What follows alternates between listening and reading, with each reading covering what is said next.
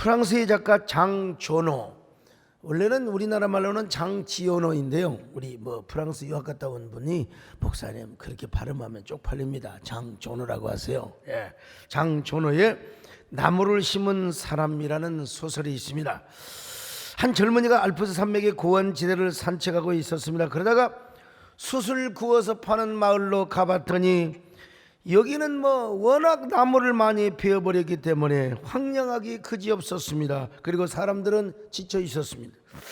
그래서 서로에 대한 불신과 미움으로 자살, 정신병, 그리고 살인까지 자행하고 있었습니다. 젊은이는 물을 찾던 중 양치기 목장인 엘지아 부피에를 만나게 됩니다. 그는 아내와 자식을 잃고 산골짜기에서 홀로 양을 치며 살아가고 있었습니다. 젊은이는 목자의 집에 머물게 됩니다. 밤이 되자 목자는 테이블에 도토리를 올려놓고 좋은 것과 나쁜 것을 구별하고 있었습니다. 다음날 그는 어젯밤 골라놓은 좋은 도토리를 황무한 땅에 하나하나 심었습니다. 황무지는 자기 땅도 아니요, 강요한 사람도 없는데 양치기는 신실한 도토리 나무를 황무지에 심기 시작합니다. 젊은이는 그런 양치기 목자의 알 수 없는 품위에 깊은 인상을 받습니다. 양치기와 헤어진 후 젊은이는 1차 세계대전에 참전을 합니다. 전쟁이 끝난 후에 젊은이는 다시 그 마을을 찾았어요. 양치기 목자는 여전히 그곳에서 나무를 심고 있었습니다. 그리고 자기가 보았을 때 처음에 심었던 나무들이 제법 자라서 아주 울창한 숲을 이루고 있었습니다. 2차 세계대전이 발발하고 전쟁 자원을 위한 나무들이 모자랐음에도 불구하고 그 양치기가 살던 그 동네는 도로로부터 굉장히 깊숙이 떨어져 있었기 때문에 전혀 상관이 없이 푸른 숲을 이루고 있었습니다. 양치기 목자는 아무것도 알지 못하고 전쟁이 일어난지도 못하고 계속해서 나무를 심고 있었습니다.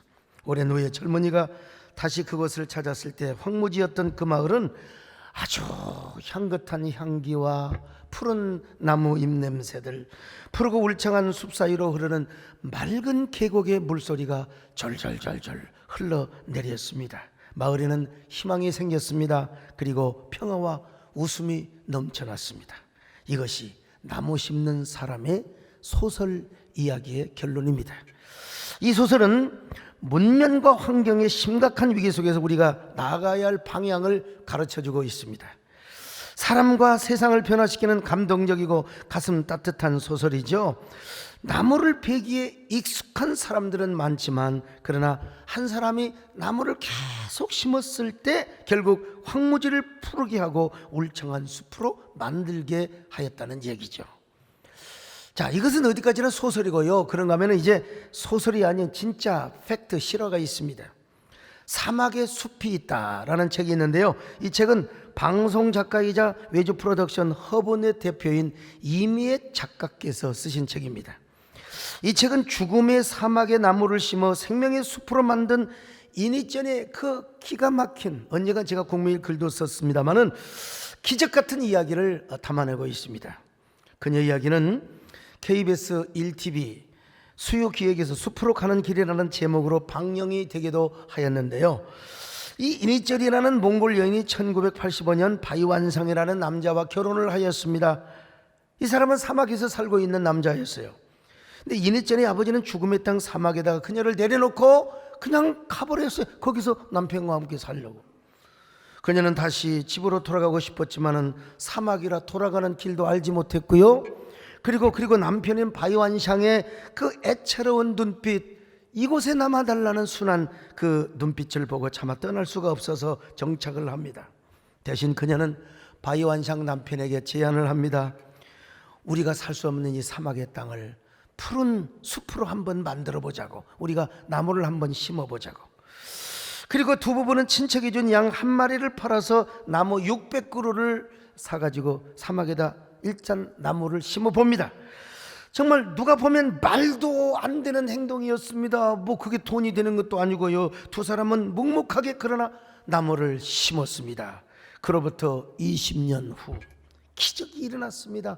여러분, 10,000평도 아니요, 20,000평도 아니요, 1,400만 평의 사막 같은 이 건조한 땅에 세상에 온갖 나무와 채소가 자라며 믿을 수 없는 생명과 기적이 꿈꾸는 아름다운 땅으로 만들어지게 되었습니다. 여러분, 이미 작가는 이러한 이니전의 이야기를 듣고 감동을 받아서 직접 책을 썼습니다. 사막에 숲이 있다.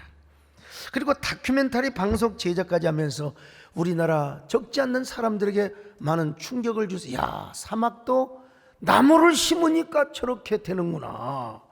이니전도 대단하지만 그 이니전이라는 여자를 연구해서 책으로 엮고 그리고 다큐로 제작한 이미의 작가도 정말 훌륭하신 분이시죠. 이분이 저에게 얼마 전에 귀한 선물을 보내오셨습니다. 십자가 선물입니다. 이 십자가는 동해안 철책선을 녹여서 한정판으로 136개를 만들었대요. 서울대학교 교수께서 한반도의 평화를 염원하는 의미로 저 강원도 철책선을 뜯어다가 십자가를 만들었어요. 이걸 로마에서 전시회까지 하였고요. 그리고 로마 교황께도 선물을 하나 드렸다는 것입니다. 물론 가톨릭에서 주도해서 만들었기는 하지만은 전 세계 한정판으로 만든 귀한 십자가를 저에게도 구해서 보내주셨습니다. 여러분, 부족하지만 저로 하여금 흩어진 국론을 통합하고 한국교회를 하나로 만드는 걸 염원하는 의미에서, 그리고 십자가 정신으로 평화와 화목의 나무를 심어나는 마음으로 저에게 이 선물을 보내오신 것입니다. 여러분, 너무나 고마우신 분 아니에요? 박수 한번 쳐주시면 고맙겠어요. 제가 어린 시절, 아마 여러분 어린 시절에도 그랬을 겁니다. 식목일 날이 오면은 단체로 나무를 심었어요. 그런 일이 엊그제 같은데 고향에 가서 보면요, 그때 무덤산이 있어요. 뭐 거의 황무지나 다름없는 산이었는데 저희들이 나무를 심었거든요. 막 소나무도 심고 뭐 밤나무도 심고 여러 나무를 심었어요. 지금 고향에 가서 보면요, 신장로에서 쭉 그 차를 타고 보면 그 산이 완전히 그냥 뭐 숲풀이 되어 갖고 있습니다. 울창한 숲을 이루는 걸 봐요. 그때 우리가 나무를 심으면서 불렀던 노래가 있습니다. 여러분 잘 아시는 노래예요. 우리들 마음에 빛이 있다면 여름엔 파랄 거예요. 산도들도 나무도 파란 잎으로 파랗게 덮인 속에서 파란 하늘 보고 자라니. 야, 그때가 엊그제 같은데 말이죠. 그때 심었던 나무들이 막 울창한 숲을 이루었다는 것입니다. 여러분, 중요한 건 북한에 가면은 정말 옛날 우리가 못 살았던 60년대 70년대처럼 산이 전부 다 민둥산이에요. 뭐 오늘 북한 얘기할 시간도 없고, 근데 중요한 건 뭐냐면 우리가 사는 이 사회와 이 시대가 너무 산성화되어 가고 있고 사막화되어 가고 있다는 것입니다. 코로나로 인해서 이런 현상은 더 급진적으로 전개되어 왔습니다. 특별히 코로나는 문화예술 영역을 완전히 셧다운 시켜 버렸고요. 뭐 지금은 회복되어 가고 있습니다만은 문화예술뿐만 아니라 이 종교의 영향력을 완전히 축소시켜 버리고 말았습니다. 교회는 물론 우리가 이웃을 사랑하고 또 우리가 이웃의 그 생명 복원의 앞장을 서야 하는 건 분명합니다. 그럼에도 불구하고 지나치게 그 방역본부가 예배를 제한하고 큰 교회건 적은 교회는 19명 예배를 드리도록 했다고 하는 것은 이건 두고두고 이거는 지난 방역본부의 어떤 실수와 허점이라고 생각을 합니다. 저는 예배 문제로 정부 측이나 방역본부와 대화를 할 때 항상 이런 이야기를 말씀을 드렸습니다. 뉴욕 맨하탄에 센트럴 파크를 만들자고 했을 때 수많은 사람들이 그 비싼 땅에 건물이나 지어서 수익을 남기지 무슨 뭐 거기다가 공원을 짓느냐고 공원을 만드느냐고. 그때 센트럴 파크를 설계한 옴스테트가 이런 말을 했습니다. 지금 이곳에 울창한 숲이 담긴 공원을 만들지 않는다면 100년 후에는 이 넓이의 정신병원을 만들게 될 것입니다. 그분이 그렇게 악을 쓰고 주장을 해서 지금의 센트럴 파크가, 저는 지금도 여의도에 아직 여의도 공원을 걸어본 적은 없습니다만은 제가 그 여의도 공원을 뭐 63에서 본다든지 이건 볼 때, 야, 이거 너무너무 잘했다. 정말 저도 여의도로 이사 가고 싶은 마음이 있을 정도로 가지는 않습니다. 왜냐하면 저 뒤에 얼마나 좋은 공원들이 많이 있는데 말이죠. 사람들에게 심리적인 안정과 정서가 얼마나 중요하다는 것을 깨닫게 해주는 이야기가 아닐 수가 없어요. 그래서 우리 예수님은 뭐라고 하셨어요? 사람이 떡으로만 사는 것이 아니다. 하나님의 말씀으로 사는 것이다. 하나님의 말씀뿐만 아니라 여러분, 우리에게는요, 감정에 어떤 그 순화가 있어야 돼요. 정서에 뭐라고 할까요? 순기능이 있어야 되는데 이게 순화와 정화가 필요해요. 그렇지 않으면은 사람이 그냥 스트레스를 받아서 우울증에 걸리고 막 증오하고 그리고 막 그냥 그 싸우는 그 문화가 생길 수밖에 없는 거예요. 그래서 사람은 자연을 가까이 해야 됩니다. 그리고 산책을 해야 돼요. 사람들이 회색빛 콘크리트 안에서 바쁜 비즈니스 업무를 보다가도 주말이 되면요, 산책을 하는 이유가 거기에 있는 거예요. 문화예술 공연을 가는 이유가 거기에 있는 거예요. 주일날 교회로 찾아오는 이유가 거기에 있는 것입니다. 하나님의 형상대로 지음을 받은 이 영혼을 가진 인간이 어떻게 떡으로만 살아가겠습니까? 특별히 거듭난 영혼은 교회를 나오지 않으면 살 수가 없어요. 하나님의 은혜를 받지 않으면 살 수가 없는 것입니다. 여러분, 종교가 무엇입니까? 한마디로 종교는요, 인간의 죄 문제와 죽음의 문제를 해결해 주는 것입니다. 보이지 않는 세계, 보이지 않는 세계, 영혼의 세계, 그리고 죽음 이후의 세계를 설명하고 가르쳐 주는, 그러니까 뭐요? 철학 위에, 문화 예술 위에 뭐가 자리 잡고 있습니까? 종교가 자리 잡고 있는 것이죠. 인간은 누구나 죽음 앞에서 존재 불안을 느낍니다. 인간은 죄 안에 갇혀 사는 존재이기 때문에 누구든지 실존적 불안을 느끼게 되어 있는 것입니다. 그래서 여기에 대한 해답을 제시해주고 죽음 이후의 세계로 안내해 주는 게 바로 뭐냐? 여러분, 종교. 그런데 여기에 대한 가장 확실하고 아주 분명한 해답을, 죄 문제와 죽음의 문제를 해결해 주는 종교는 예수님께서 당신이 바로 길이요 진리요 생명이라고 말씀하셨어요. 그래서 예수님을 통해서 이 문제를 해결해 주는, 기독교만이 이 문제를 해결해 준다는 사실을 우리는 잘 알고 있습니다. 언젠가 방해 관계자와 이런 얘기를 할 때가 있었습니다. 저는 뭐 교회를, 식당 안에 뭐 문을 열어주는데 칼국수집은 이렇고 전철 버스는 이러는데 왜 교회를 이러느냐, 나 이런 얘기는 못합니다. 왜냐하면 자칫하면 교회가 칼국수집, 뭐 자칫하면 교회가 무슨 뭐 어디 저 만두집과 그냥 똑같은 이런 그 어떤 그 뭐 뭘까요, 그 관계로 이게 뭐 엮여지게 될 수 있고 그 프레임에 갇힐 수가 있기 때문에 그렇습니다. 그 수준으로 내려가면 되겠습니까? 교회가 고상하고 정말로 숭고한 예배를 드리는 곳인데 말이죠. 그런데 이제 그쪽에서 그런 얘기를 하는 거예요.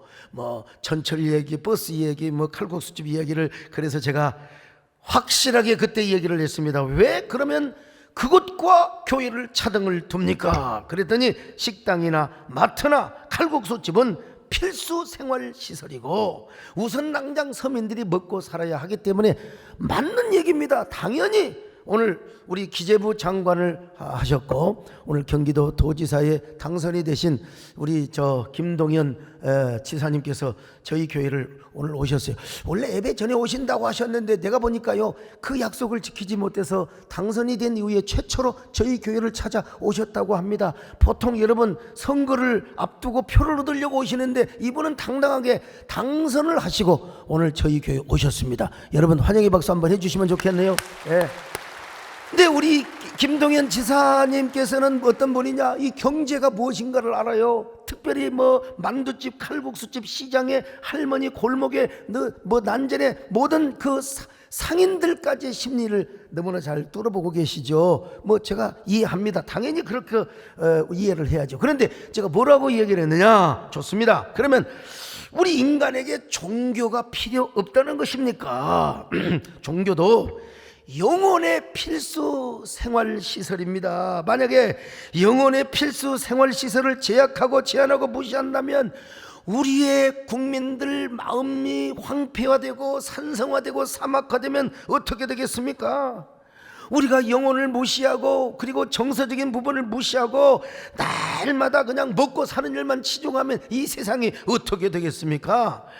우리가 일도 중요하지만 영원히 호흡하고 사는 것이 얼마나 중요한지 아세요? 이렇게 제가 설득을 한 적이 있어요. 여러분, 그러므로 우리가 사는 이 세상과 사회의 사막화를 방지하고 산성화를 스톱시키려면요, 먼저 문화예술이 융성해야 됩니다. 문화예술이 융성해야 돼요. 그리고 뿐만 아니라 이 종교 활동이 굉장히 활성화되어야 되는 것입니다. 특별히 죄 문제와 죽음의 문제를 확실하게 해결해주고 내세 문제를 정확하게 해결해 주는 이런 우리 교회의 종교 활동, 목회 활동이 왕성해야 여러분, 이 나라의 국민 정서 그리고 모든 사회가 아름다운 선순환의 기능이 이루어진다는 것입니다, 여러분. 그리고 어떻게 됩니까? 이 사회가 건강하게 된다는 거예요. 아마 세계 경제의 석학일 뿐만 아니라 노벨 경제학상까지 받으신 아마르티아 센이라고 하는 교수님이 계세요. 이분이 이런 얘기를 했습니다. 한 국가가 번영하고 국력이 신장되는 배후에는 반드시 기독교의 영적인 부흥이 있었다는 것입니다. 저는 여기다가 이 한마디를 더 보태고 싶습니다. 문화예술이 찬란하게 빛나는 전성시대에도 하나같이 기독교의 영적인 부흥이 있었다. 유럽과 미국의 역사를 보시면 알아요. 지금도 유럽 문화는 기독교 문화가 고스란히 남아 있습니다. 예컨대 바하, 핸델, 그다음에 슈베르트, 모차르트, 베토벤, 전부 다 기독교가 만들어낸 위대한 음악가입니다. 그림 같은 경우도요, 레오나르도 다빈치, 미켈란젤로, 라파엘로 할 것 없이요, 전부 기독교 문화를 꽃피웠던 예술가들이었습니다.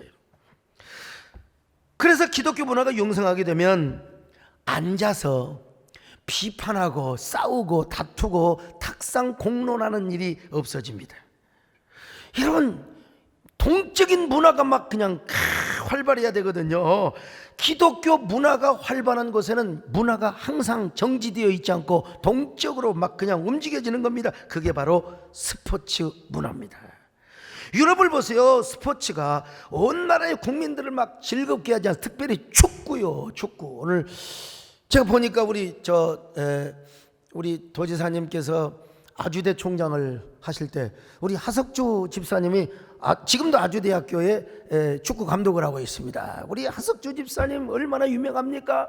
옛날에 왼발잡이 그냥 착 월드컵에 가서 원정으로 처음으로 볼을 찾는데 그만 너무 흥분을 해가지고 어떻게 해서 상대방을, 나는 잡은 기억이 없는데 어떻게 잡아버렸던 것 같아요 하고 퇴장을 받기도 했는데, 오늘 우리 하집사님이 2부 예배를 보고 가셨다고 아직 알아보니까요.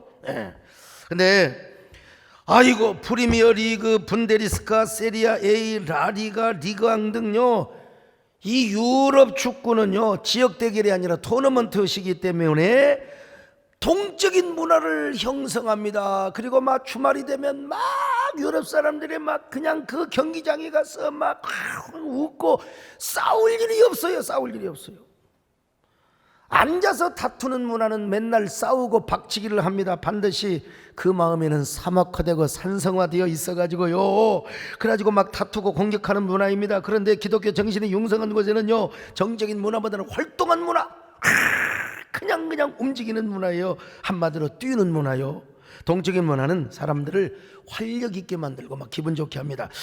이거 사실 우리나라도 프로축구라든지 아니면 또 프로야구 이런 게 좀 조금 더 이렇게 활성화되면 좋거든요. 다 사람들이, 여러분 우리 옛날에 그 2002 월드컵 때요, 그때는 종교와 모든 지역을 초월해서 그냥 우리나라가 한 골을 넣으면 저 광화문에서 우리도 여러분 대형 스크린을 놓고 우리가 함께, 교인들 집에서 보면 심심하니까 교인들 다 모이세요. 그리고 항상 골문에 앞일 때는 그냥 주여를 부르세요. 그냥 우리가 또 이게 우리 골문 앞에서 막 그냥 주여를 부르고 막 꽁이야 물러가라. 여러분 그때 얼마나 신앙을 초월해서 얼마나 끈끈한, 이게 여러분 동적인 문화인 것입니다, 여러분. 결국 교회가 무슨 얘기냐? 교회가 건강해야 문화예술도 건강하고 스포츠도 활발해져서 모든 사회가 뛰는 문화가 되고 동적인 문화가 된다는 겁니다. 자, 깨달아지면 아멘 합니다. 자, 오늘 문화 강연이 아니고 사실은 아바타라는 영화를 여러분 기억하시죠? 아바타 한번 보세요. 우리 김표현 장로는 아바타 보셨어요? 자, 배장용이는 아바타 안 봤죠? 아바타 안 봤죠?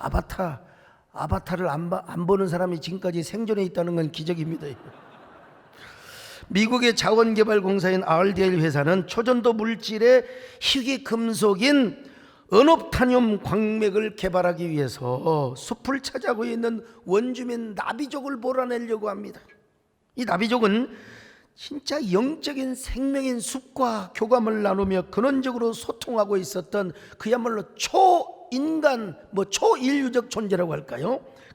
그들은 영적인 생명의 숲을 지키기 위해서 필사적으로 저항합니다. 그런데 이 RDA 회사는 온갖 첨단 무기를 내세워서 그 숲을 파괴하려고 나비족을 쫓아내려고 하는데, 여러분, 그 나비족들은요, 막 적대 관계에 있었던 희귀 동물까지 다 동원해. 이게 참 영화치고 대단한 영화입니다. 서로가 앙숙이었던 동물들의 힘을 합쳐가지고 저 신무기와 싸우며 숲을 지켜내려고 합니다. 근데 놀라운 것은 뭐냐, 참 기가 막힌 게요, 영화를 보는 관객들이 지구의 인간보다는 꼬리 달린 나비족이 편이 되어가고 있다는 것입니다. 더구나 지하자원 세계 정보 수집차 밀명을 띄고 나비족을 향해 내려갔던 전 해병대원이었던 제이크는 아바타로 나비족의 숲으로 이제 진격을 하러 갑니다. 그런데 중요한 건 뭐냐면, 그렇게 활동을 하다 보니까 나비족 가운데 꼬리 달린 예쁜 여인과 사랑을 나누게 됩니다.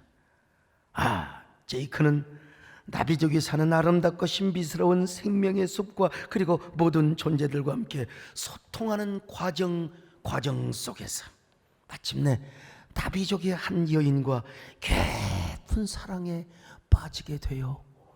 저를 갑자기 이상하게 보는데요, 사랑에 빠집니다.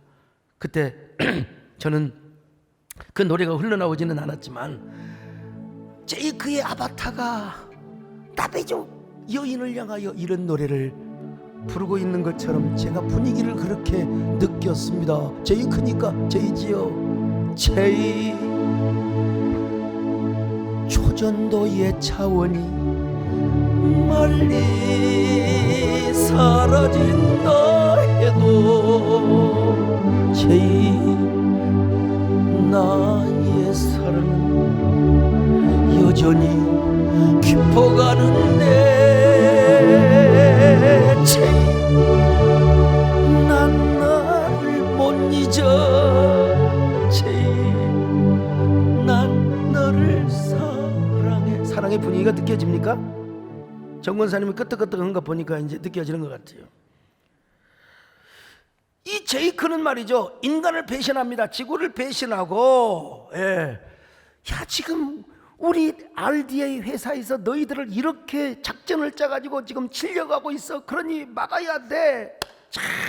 그러니까 제이크는 RDA 회사에 이게 방해자가 되어버리고 마는 것입니다. 그럼에도 불구하고 관객들은 인간을 배반하고 지구를 배신한 제이크를 지지합니다. 제이크가 막 지쳐서 쓰러지면 아바타가 일어나기를 막 마음속으로 박수를 치면서 마음속으로 성원해 주는 거예요. 왜 그런 줄 아십니까? 이유는 하나요.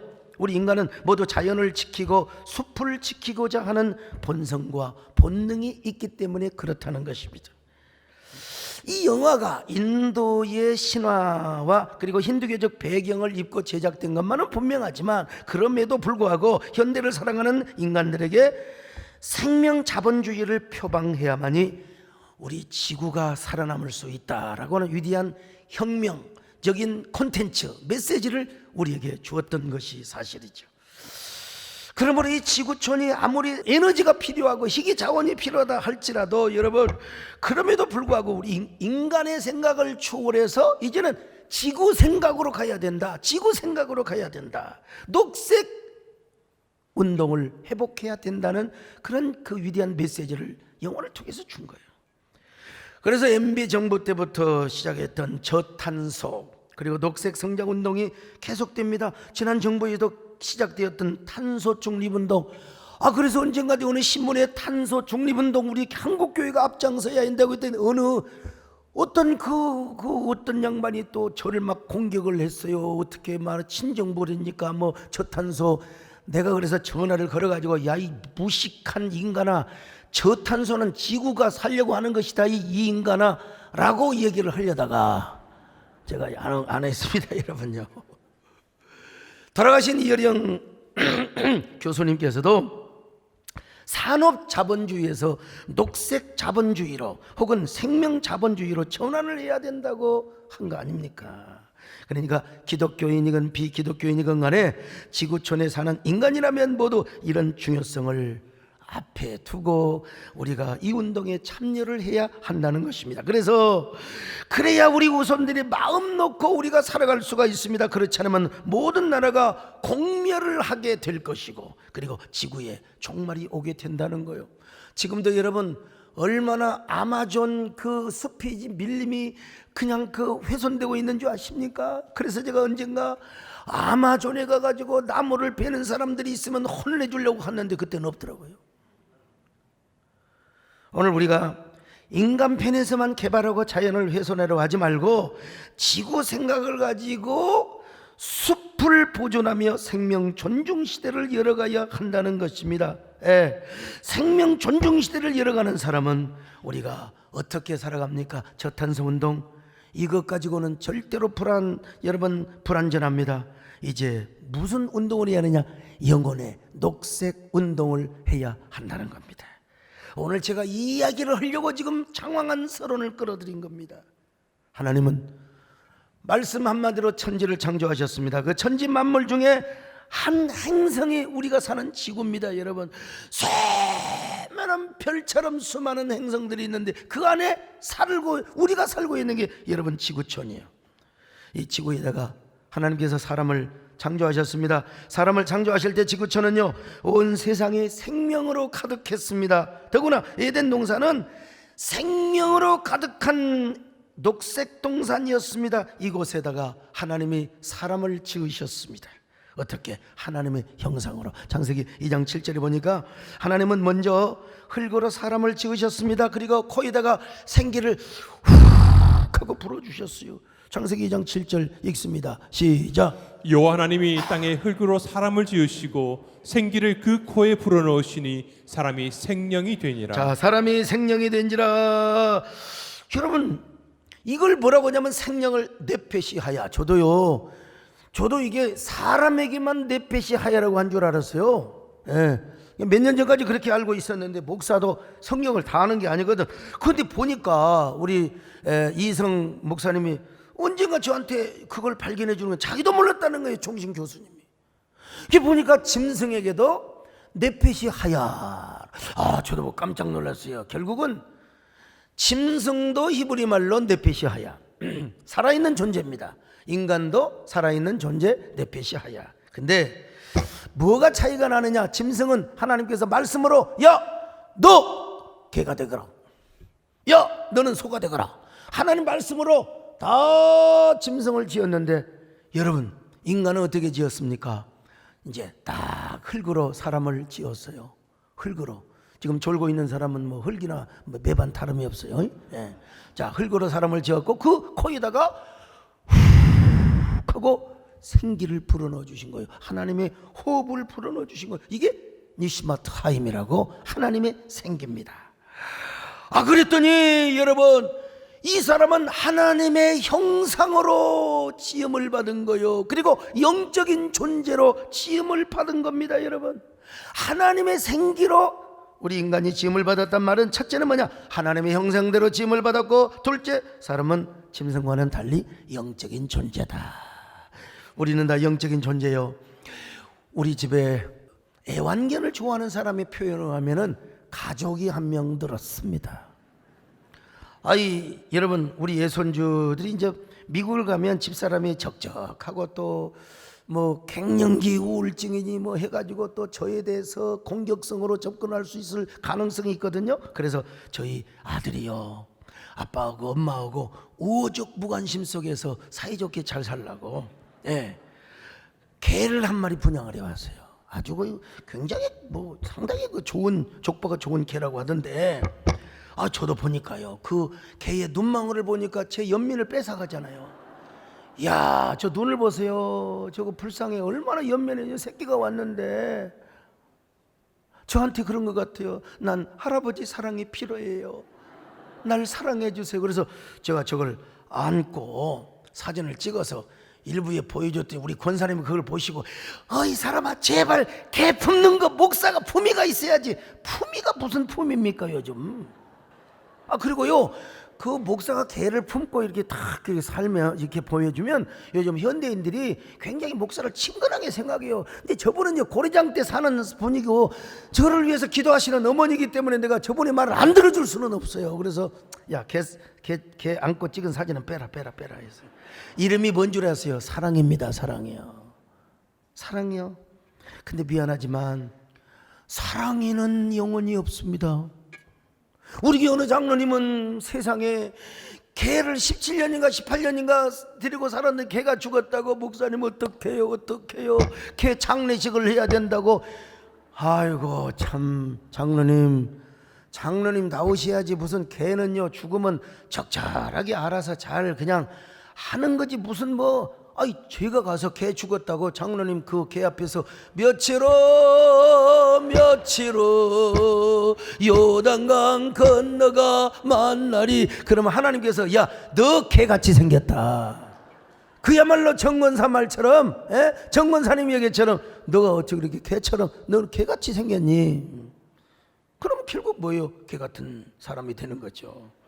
여러분 바로 짐승과 인간의 차이는 여기에 있는 것입니다.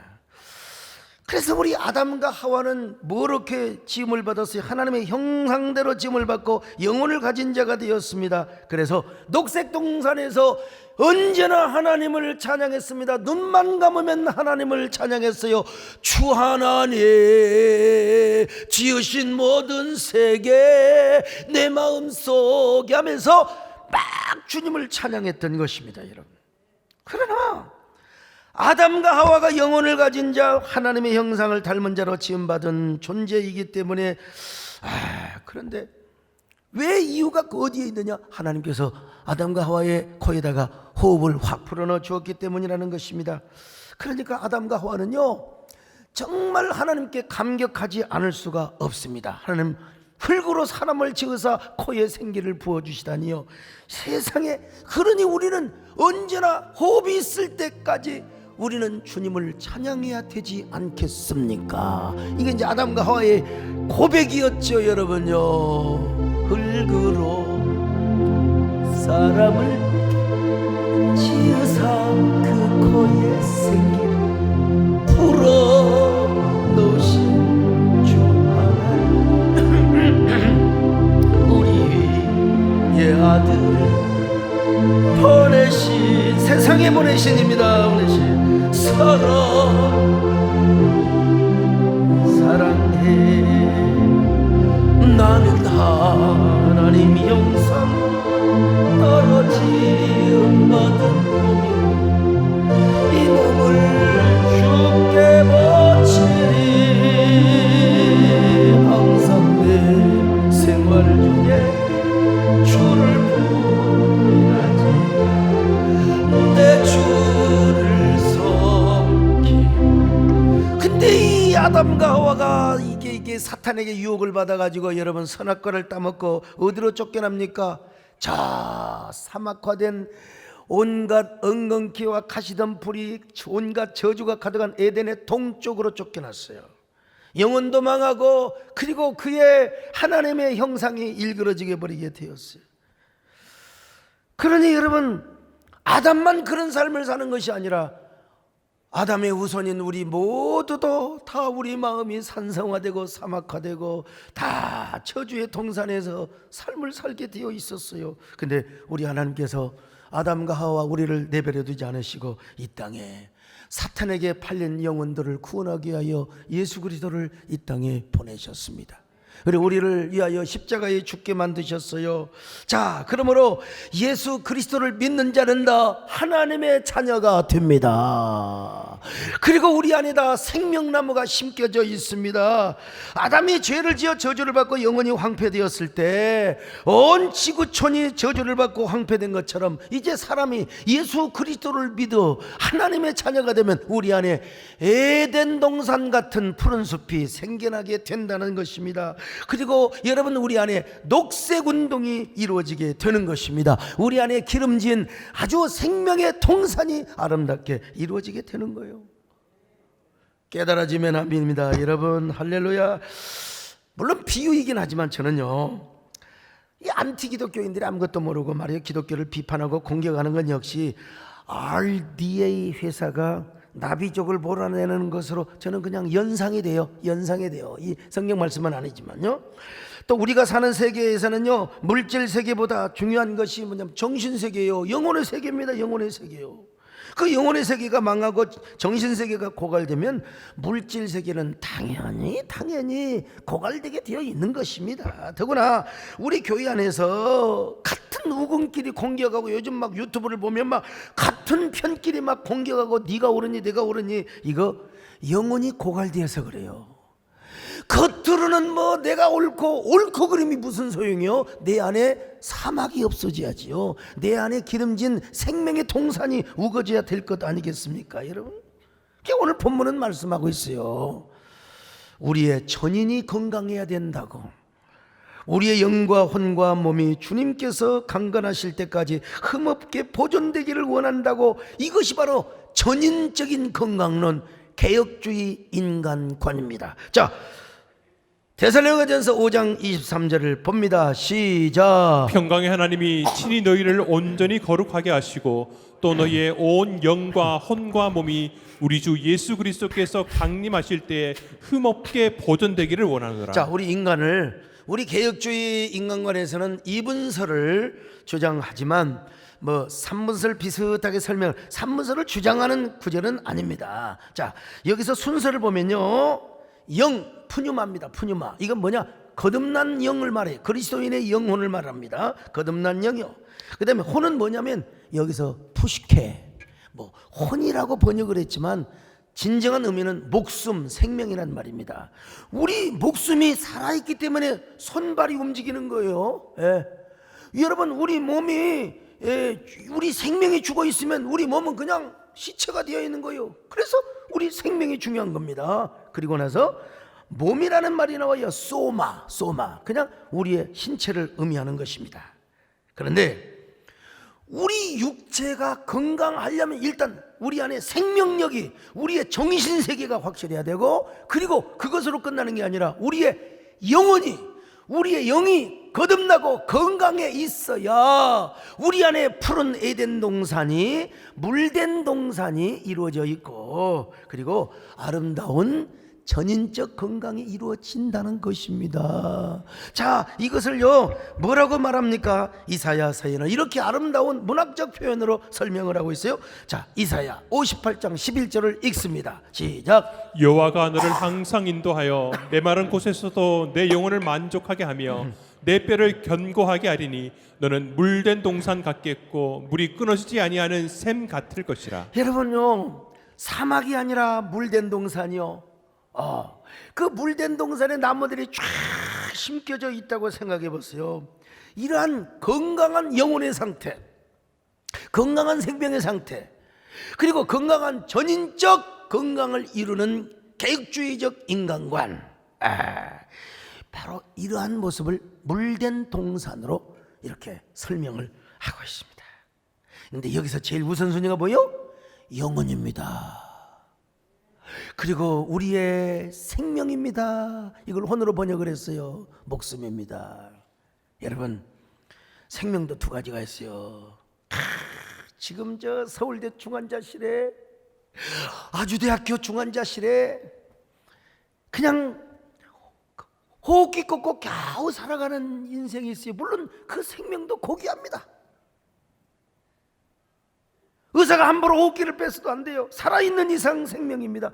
고귀한 생명이요. 그러나 우리 하석주 지사미처럼 그냥 지금도 계속해서 달리기 하고 막 그냥, 저도 여러분 산에 올라갈 때 어지간 산은 뛰고 싶어서 아직은 젊음이 있다는 거죠.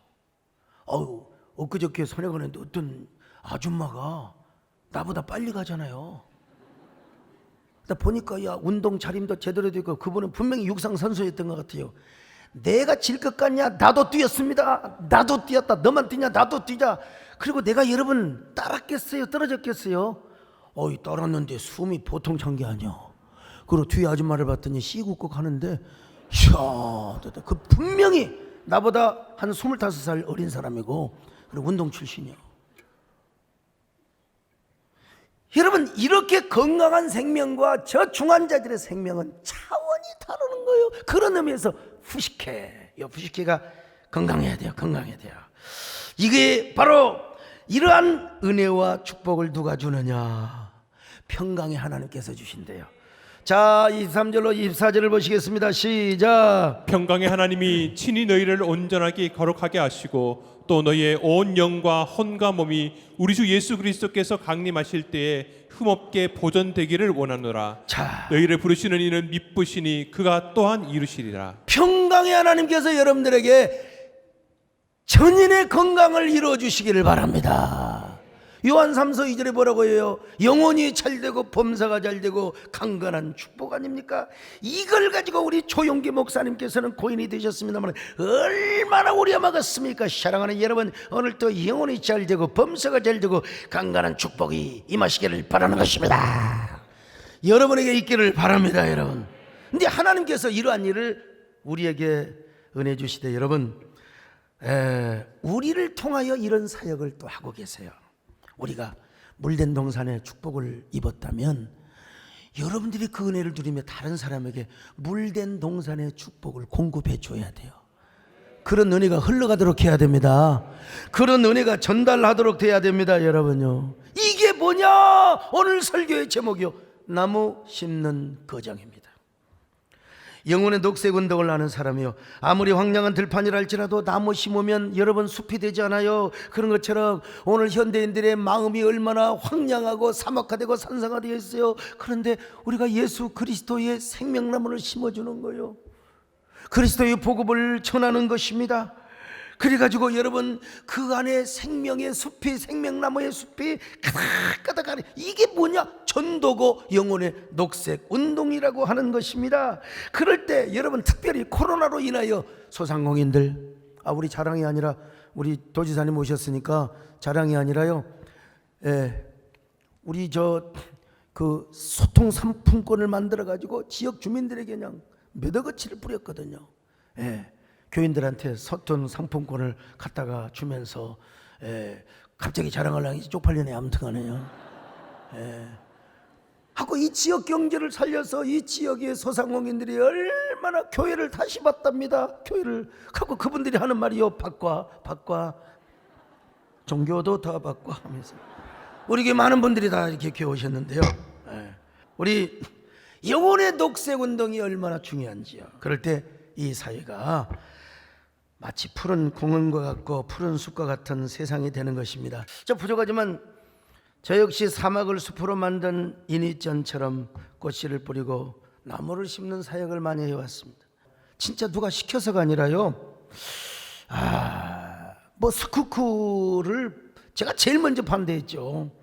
그리고 이슬람, 극단적 이슬람, 동성애, 포괄적 차별금지법, 종교인 과세 이야기를 할 때 우리 김동연 지사님, 부총리님 말씀을 제가 안 드릴 수가 없죠. 정말 그때 안 도와주셨으면 사실 아무리 김진표 장로님이고 누가 얘기를 해도 그때 당시 현 경제부총리이셨던 우리 김동연 지사님이 거기에 대한 결심을 안 하셨다면 진짜 우리 한국교회와 모든 종교가 어떻게 되었을까. 저는 20년 전부터 저는 원천 징수를 끊어서 저는 스스로 종교인 과세를 냈던 사람이고, 그리고 우리 교회 전 직원들, 교육자들, 우리는 다 그러니까 제가 일을 할 수 있었던 거지. 어찌고 목사가 세금 안 내려고 그런다고. 여러분, 종교인 과세와 종교 소득 과세는 완전히 다르거든요. 교회가 세무 대상이 되면 안 돼요. 이걸 잘 아셔서 시행령을 만드는 데 있어서 아주 지침을 잘 해주신 분이 누구냐면 바로 우리 김동연 지사님이십니다. 여러분 박수 한번 해주세요. 진짜 정말. 이거 우리 한국교회가 알고, 이 일 때문에 우리 김진표 장로님은 얼마나 정말 고통을 당하셨는지 몰라요. 그냥 그 페북이 전화가 그냥 완전히 마비가 될 정도로. 근데 하나님께서 또 보상해 주시잖아요. 이번에 국회의장이 또 되셨지 않습니까? 참 얼마나 감사한지 알 수가 없어요. 여러분, 우리 모두 영혼의 녹색운동, 나무 심는 그런 사역을 할 수 있기를 바랍니다. 이런 사람은 내 영혼이 먼저 물된 동산이 되는 거예요. 남의 사람들에게 영혼의 물된 동산을 만들어주는 사람입니다. 여러분, 이런 사람은 우리의 그 심령 속에, 남의 마음 속에, 남의 내면 속에 생명나무를 심고, 그리고 그 사람 내면뿐만 아니라 모든 시대와 역사와 사회에 우리가 영혼의 물된 동산을 이루고 확장하는 사람들입니다. 우리가 이런 생명나무를 선택하고 나아갈 때 이 시대와 이 사회가 아름다운 푸른 동산이 될 줄로 믿습니다. 위대한 영혼의 녹색운동의 주인공이 될 수가 있습니다. 그런 저와 여러분이 되시기를 주님의 이름으로 축원합니다. 갈보리 언덕에 주님의 피로 내 죄를 깨끗하게 씻었네. 생명의 피었네. 열매 맺은 나는 다시 태어났네. 그 이름 생명나무라. 나는 다시 태어났네. 그 이름 생명. 하나님, 우리 모두 우리의 영혼과 그리고 상대방의 영혼뿐만 아니라 이 시대와 사회에 푸른 나무를 심고 영혼의 십자가 녹색운동을 하는 귀한 저희들이 되게 하여 주시옵소서. 하나님, 이 시대가 푸른 사막 같은 이 시대가 푸른 시대가 되고 푸른 사회를 만드는 그런 귀한 저희들 되게 하여 주시옵소서. 예수님의 이름으로 기도 올려옵나이다. 아멘.